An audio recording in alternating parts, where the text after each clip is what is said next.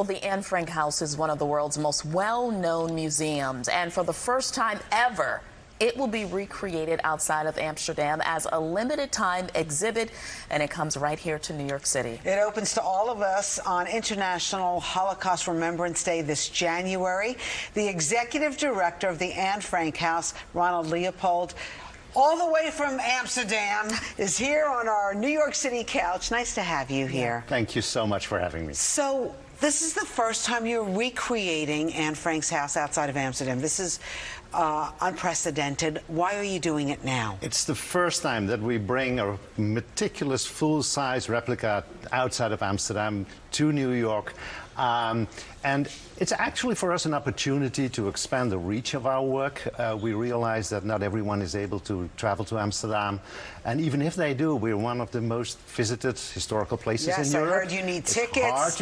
It's hard to get a ticket. It's hard to get tickets. So, what will we see when we go to this exhibit here in New York? So what you will see is a full replica of the hiding place, of those spaces that Anne Frank and the family were in hiding for more than 2 years, hiding to evade Nazi capture. But it's part of a larger presentation of her life, starting with her childhood still in Frankfurt am Main. She was born in Germany. The family came to the Netherlands as refugees after the Nazis seized power in 1933, and then on as a kind of a happy childhood in Amsterdam. And then, of course, when Holland was occupied by Nazi Germany, they had to go into hiding. We tell the story of what happened to her and so many others after they were arrested in the concentration and extermination camps. But we also tell the story of the legacy of Anne around her diary that was published in 1947. And there are also so many ties to this country, to this city. So we also try by certain artifacts to visualize those ties between the history and the city of New York. And speaking of her story, the book here, The Diary of a Young Girl, the images are just beautiful. Talk about how visiting the Anne Frank house will help us, well, better yet, enhance, right, our understanding of her story, especially now. Well, if you reflect on her legacy and on the story, while, you know, in the context of what's going on in the world right now, I think it's really important to remind ourselves that this is not just a story about the past. It's also very much, to us, let's say, a call to action for the present and for the future.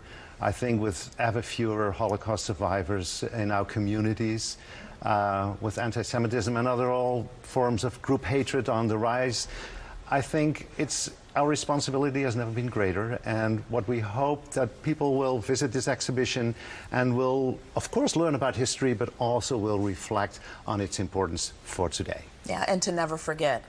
And to never forget, because Professor Bauer, who passed away 2 weeks ago, a renowned Holocaust scholar, said it was unprecedented but not unique. It was a man-made crime, and man-made crimes could repeat themselves. So it's a very important exhibition for us today in our own world. And are tickets available? Can you start, do you have to buy them? We're so heartened by the fact that since the announcement 2 weeks ago, we have distributed 10,000 tickets. Wow. From schools across the country, basically. From Awesome. California, from Michigan, from Virginia, school groups, girls groups, scout groups.